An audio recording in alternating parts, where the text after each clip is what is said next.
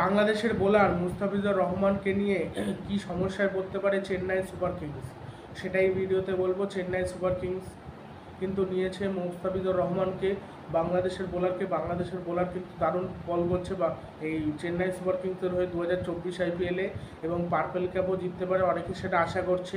কিন্তু সমস্যাটা হয়ে গেছে, সে পুরোপুরি খেলতে পারা নিয়ে সে পুরোপুরি খেলতে পারে নাকি সন্দেহ। তার কারণ মে মাস থেকে শুরু হচ্ছে জিম্বাবুয়ের বিরুদ্ধে সিরিজ, বাংলাদেশের টি-20 সিরিজ হবে, এবং সেখানে মুস্তাফিজুর রহমানকে চায় বাংলাদেশ ক্রিকেট বোর্ড, আর চেন্নাই সুপার কিংস চাইবে নিশ্চয়ই মুস্তাফিজুর রহমানকে। এই জন্য দুই বোর্ডের মধ্যে কথোপকথন চলছে, বাংলাদেশ বোর্ড আর সিএসকে যে আর কি ম্যানেজমেন্ট, এদের দুজনের মধ্যে কথাবার্তা চলছে। এবার সেটা পরে জানা যাবে যে মুস্তাফিজুর রহমান খেলতে পারবে কি পারবে না। তবে ধরে নেওয়া যেতে পারে যে খেলতে পারবে না। যদি খেলতে না পারে পার্পেল ক্যাপ জেতার কিন্তু আশা কোনো থাকবে না মুস্তাফিজুর রহমান, তার কারণ ম্যাচ কম খেললে কী করে পার্পেল ক্যাপ জিততে পারবে। তবে মুস্তাফিজুর রহমান এইবার বেশ ভালো ইউজ করছে, তাকে আর কি মহেন্দ্র সিং ধোনি ভালো ইউজ করছে, অফ কাটার বল দিচ্ছে, চেন্নাইয়ের পিচে তাকে খেলাচ্ছে, চেন্নাইয়ের পিচে ভালো বল করছে কিন্তু। তবে স্লো উইকেটে যতটা ভালো খেলতে পারে মুস্তাফিজুর রহমান, ব্যাটিং পিচে কিন্তু অতটা ভালো আর কি বল করতে পারে না, এটাই হলো মুস্তাফিজুর রহমানের সমস্যা। তবে সব পিচ কিন্তু স্লো পিচ হয় না, কিছু কিছু ব্যাটিং উইকেটও হয়, সেখানে কিন্তু ভালো খেলে দিলে আলাদা ব্যাপার। সেই জন্য মাথায় রাখতে হবে যে মুস্তাফিজুর রহমান কী করে সেটা দেখতে হবে। আর আশা করছি মুস্তাফিজুর রহমান খেলবে সব ম্যাচ, যদি না খেলে সেক্ষেত্রে সিএসকেরও সমস্যা হবে, একটা ভালো বোলার পাবে না। মাথিসা প্রাথিরানা ভালো বোলার, কিন্তু এখনও বেশ কয়েকটা ম্যাচে খেলবে, কিন্তু মে মাস থেকে থাকতে পারবে না। মে মাসের 1 তারিখে ম্যাচ রয়েছে পাঞ্জাবের সাথে, চেন্নাইয়ের ঘরের মাঠে, এটাতে তো খেলতেই পারবে না। তারপর আর খেলতে পারবে না, কি করে খেলবে।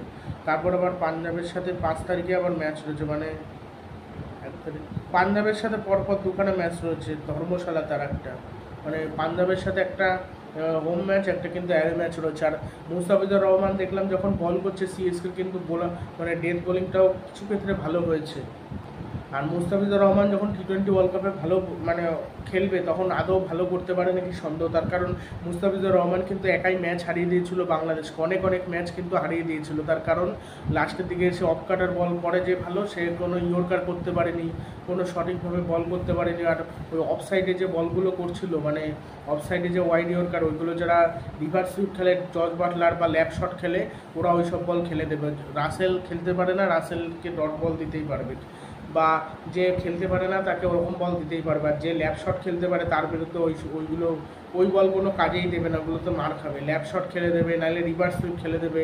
ডেভিড ওয়ার্ন বা ম্যাক্সওয়েলও কিন্তু রিভার্স সুইপ খেলে, ভালো ব্যাটারদের বিরুদ্ধে খেললেও করতে পারবে না। আর যারা হার্ড হিটারের বিরুদ্ধে হয়তো ভালো বল করলেও করতে পারে, তার কারণ ওরা সব সাইজে খেলতে পারে না, ওরা বেশিরভাগ পুল নাহলে কভার, এক্সট্রা কভারের উপর দিয়ে গায়ে চড়ে মারার চেষ্টা করে। যারা বলছে ক্লাসিক্যাল ব্যাটসম্যান, তারা কিন্তু ওই সব বল ঠিক প্লেসমেন্ট করে দেবে, 4 হয়ে যাবে। সেই জন্য অতটা সহজ হবে না মুস্তাফিজুর রহমানের। আর মহেন্দ্র সিং ধোনি সব খারাপ বোলারদেরও যেন ভালো বল করাতে পারে, এটা ঠিক, কিন্তু আবার মাঝে মাঝে আবার ভালো বলও করতে পারে না, মহেন্দ্র সিং ধোনি দলে খেললেও। আর মুস্তাফিজুর রহমান যদি না খেলতে পারে, সেক্ষেত্রে বাংলাদেশের দর্শকরাও কিন্তু খুবই কষ্ট পাবে, যারা আর কি চেন্নাই সুপার কিংসের খেলা দেখছেন এই আইপিএলে, 2024 আইপিএলে, এবং তারা কিন্তু খুবই কষ্ট পাবে। কষ্ট পাওয়াটাই স্বাভাবিক, তারা আশা করে রয়েছে যে সবথেকে বেশি উইকেট নেবে আইপিএলে। এবার তারা যদি ওরকম খেলে, সে যদি ওরকম খেলে তাহলে তো সমস্যা। তবে এর আগে আমরা যখন দেখেছি হায়দ্রাবাদের হয়ে খেলেছে, হায়দ্রাবাদের হয়ে 2016 সালে ভালো বল করেছিল, বোধহয় 16টা ম্যাচে 17টা উইকেট নিয়েছিল, ইকোনমি ছিল 7-এর নিচে, খুব ভালো বল করেছিল সেবার। আর তারপরে যদি আমরা পারফরমেন্স দেখি, রাজস্থান বা দিল্লির হয়ে সেইভাবে কিন্তু পারফরমেন্স করে উঠতে পারেনি, এটা নিয়ে কিন্তু একটা সমস্যা তৈরি হয়েছে। তবে আশা করছি যে সমস্যার সমাধান হবে এবং ছাড়বে নিশ্চয়ই। আর না ছাড়লে সেটা কিছু করারও নেই, দেশের হয়ে খেলাটা আগে, আইপিএলে খেলতে পারবে না। বাংলাদেশের প্লেয়ারদের নিতে চায় না এই কারণে। আর মুস্তাফিজুর রহমানকে চেন্নাই সুপার কিংস হয়তো নিয়েছেন চেন্নাই সুপার কিংসের পিচে ব্যবহার করার জন্য, ওরকম চেন্নাইয়ের পিচই সব থেকে খারাপ, এত স্লো পিচ ভাল লাগে না, ব্যাটিং দেখে মজা আসে না। 4 ছক্কা না হলে হয়, ওই একটা স্লো ব্যাটিং, ঘুমানো টেস্ট ব্যাটিং, এগুলো টি-20 ক্রিকেটের সৌন্দর্য নষ্ট হয়।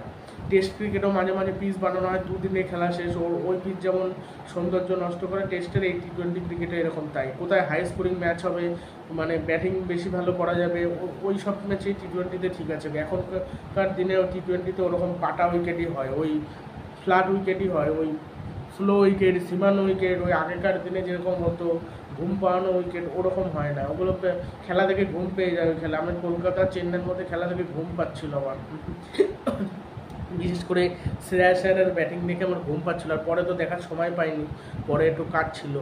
পরে দেখলাম চেন্নাই জিতে গেছে, একদম শেষের দিকে একটু দেখছিলাম, দেখে ওই যে ভৈভব আরোরা একটা বোল্ড করলো, ওইটা দেখেছিলাম। আর মুস্তাফিজুর রহমান ভালো বল করছে ঠিকই, তার সাথে মাথিসা প্রার্থীরা কিন্তু জমে যাবে। মানে দুখানা কিন্তু বোলার, ফাস্ট বোলার খেলানো হচ্ছে বাঁহাতি পেসার। মানে অনেকে ভেবেছিল মুস্তাফিজুরকে খেলানো হবে কি হবে না, যখন মাথিসা প্রার্থীরা আবার খেলছে তখন কিন্তু মহেশ তেকসানা খেলছে না। মহেশ তেকসানাকে বসিয়ে দিচ্ছে, মানে মুস্তাফিজুরকে খেলাতে চাইছে সিএসকে টিম ম্যানেজমেন্ট। অনেকে বলছিল জল পাওয়ার জন্য নিয়েছে, আমিও ভেবেছিলাম হয়তো সব ম্যাচে খেলাবে না, কিন্তু খেলিয়ে দিয়েছে, তার মানে হয়তো ভরসা করছে এই জন্য। তারপর প্রথম ম্যাচ থেকেই মুস্তাফিজ উইকেট পেয়েছে। প্রথম ম্যাচে যদি মার খেয়ে যেত একটা দুটো, তখন আবার এত ভালো উইকেট পেত নাকি ঠিক নেই। মানে একটা প্লেয়ারকে উইকেট পেলেই কিন্তু রিদেমে এসে যায়, এবার উইকেট না পেলে কিন্তু রিদেমে আসতে পারে না, এটাই সমস্যা। আর ডিজে ব্রাভো তো এখন বোলিং কোচ হয়েছে, এই জন্য মানে সিএসকের বোলাররা ইয়র্কার আর স্লোয়ার বল করছে ডিজে ব্রাভোর মতো। ডিজে ব্রাভো এক সময় করে গেছে শুধু স্লোয়ার বল আর স্লো বল আর ইয়র্কার বল, এইগুলোই করে এসছে। আর পাকিস্তানের প্রাক্তন বোলার আগে খেলতো বাঁহাতি পেসার মোহাম্মদ আমির কিন্তু আসন্ন টি-20 ওয়ার্ল্ড কাপে কিন্তু খেলবে। এই মোহাম্মদ আমিরকে এই জন্য ভালো লাগে, সত্যি কথা বলে এবং একজন আমার পছন্দের বোলার।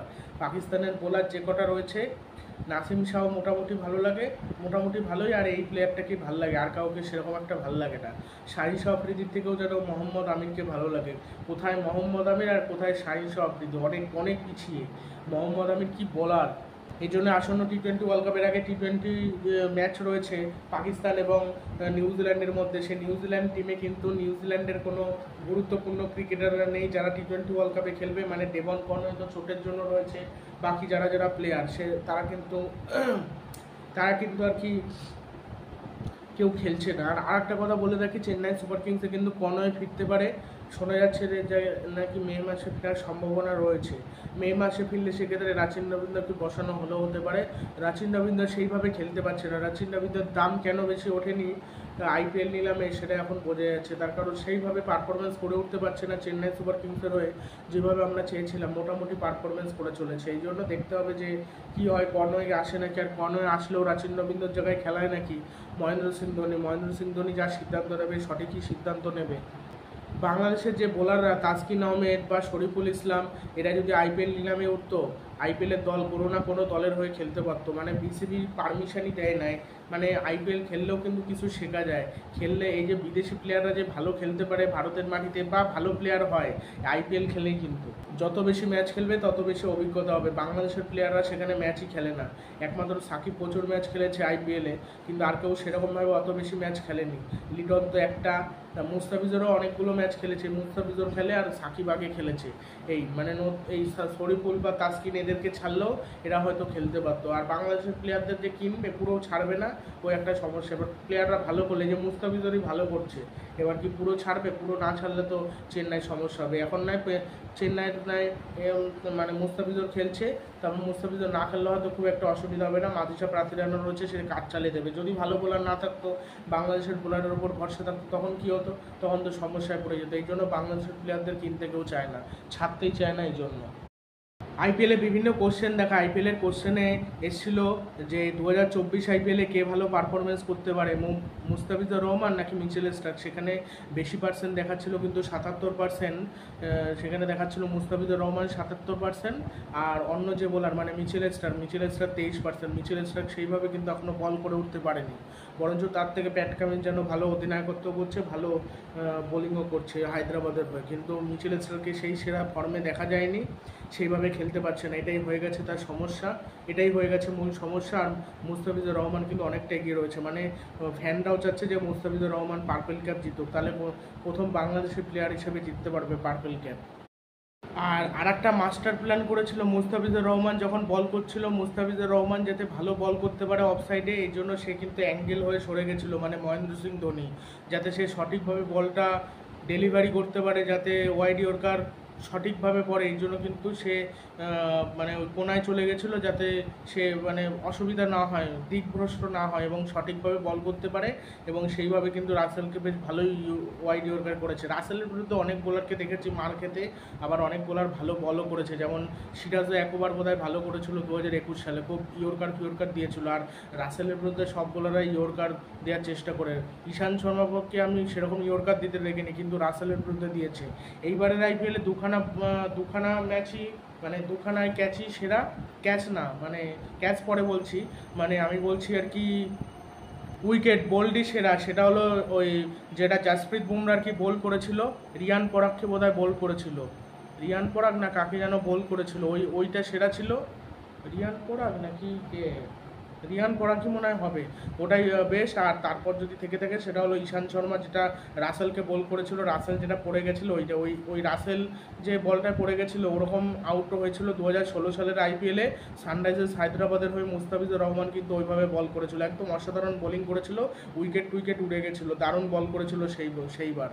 আর সেরা কাজ এইবারের আইপিএলে যদি কেউ ধরে থাকে সেটা ধরেছে একমাত্র রবি বিষ্ণয়। এক হাতে ঝাঁপিয়ে যেভাবে ওর মানে অনবদ্য সুপার সেরা জাস্ট কোনো কথা হবে না, ওই মানে সেরা ক্যাচ ধরেছে, আর কেউ সেরা ক্যাচ লাগেনি, এই হলো ব্যাপার। আর মুস্তাফিজুর রহমান যখন মানে বাংলাদেশের হয়ে বল করে তখন ঠিকঠাক ফিল্ডিংও সাজাতে পারে না বাংলাদেশের যে ক্যাপ্টেন থাকে। এখানে তো মানে তাকে যদি সঠিকভাবে ব্যবহার করতো বাজে পিচেও হয়তো সে উইকেট নিত, মানে উইকেট নিতে পারতো। ওই বারবার ফিল্ডিং চেঞ্জ করে না, ক্যাপ্টেন্সি বাজে হয়, জন্য ভালো সিদ্ধান্ত হয় না। ব্যাটের মাঝখানে লেগেছে সেইটা আবার নাজমুল হোসেন শান্ত রিভিউ নেয়, এগুলো দেখতেই কেমন লাগে। ওটা কোনোদিন সম্ভব রিভিউ নেয়, ওইটা আবার দেখলাম রিভিউ নেয়, মানে এটা দেখেই হাসি পায়, আর কিছুই না। এবং টিম ম্যানেজমেন্টও প্রশংসা করে মুস্তাফিজুর রহমানের, তাকে সাপোর্ট করে, এই জন্য কিন্তু মানে সে ভালো বল করতে পারে, মানে খুবই সাপোর্ট করে। মহেন্দ্র সিং ধোনিও সাপোর্ট করে, ঋতুরাজ গাইকোয়াড় জাদেজা প্রশংসা করছিল ম্যাচ শেষে, এটা হয়ে থাকে, এই জন্য সে ভালো করতে পারে। আর বাংলাদেশের হয়ে যে ভালো খেললে যে প্রশংসা হয় না তা না, কিন্তু বাংলাদেশের হয়ে ভালো করাটাই খুবই মুশকিল। গত কয়েক বছরে ডেথ বোলিংয়ে যা অবস্থা, আর বাংলাদেশের মুস্তাফিজুর ছাড়া কে ডেথ বোলিংয়ে বল করবে সেটা নিয়ে একটা সংশয় রয়েছে। হাসান মাহমুদ তো রান মেশিন বোলার, আর তাসকিন আহমেদ সত্যি কথা বলতে ডেথ বোলিং চলে না, যা বল করে ইয়র্কার তো দেয় কম, বেশিরভাগ দেয় স্লোয়ার বল, লেন বল, শর্ট বল, এগুলো কিন্তু তাসকিন আহমেদ বেশি করে, তাও খারাপ বল করে না, তাসকিন আহমেদ মোটামুটি ভালোই বল করে। দেখা যাক কি হয়। শর্মা আরসিবির বিপক্ষে 574 রান করেছে, 140 হলো স্ট্রাইক রেট, 55টা 4 মেরেছে, 25টা বোধহয় ছক্কা মেরেছে, আর 4টে বোধহয় 50 করেছে। এখানেই বোঝা যাচ্ছে সে কিন্তু আরসিবির বিরুদ্ধে খেলতে পছন্দ করে, মানে আইপিএলের ইতিহাসে সবথেকে কলকাতার বিরুদ্ধে খেলতে বেশি পছন্দ করে। কলকাতা পাঞ্জাব এই দুটো টিমের বিরুদ্ধে ভালো খেলে, আরসিবির বিরুদ্ধে ভালো খেলে, দিল্লির বিপক্ষে ভালো খেলে, এইসব টিমের বিপক্ষে কিন্তু রোহিত শর্মা জ্বলে ওঠে আর কি। আর বিরাট কোহলি 2 মাস মাঠের বাইরে ছিল, তাও অরেঞ্জ ক্যাপের লিস্টে প্রথমে, তাকে কেউ ছুতেই পারছে না, এটা ভাবতেই কেমন লাগে। মানে এর জন্য কিং কোহলি সেরা, সর্বশ্রেষ্ঠ বা সেরা, এই জন্যে মানে এগুলো কিং কোহলির পক্ষেই সম্ভব। 2 ম্যাচ ক্রিকেট না খেলেও সে ওপরে। আর যশস্বী জয়সওয়াল ভালো খেললো, ভালো খেলা সত্ত্বেও যশস্বী জয়সওয়াল এইবারের আইপিএলে সেইভাবে খেলে উঠতে পারেনি সেইভাবে।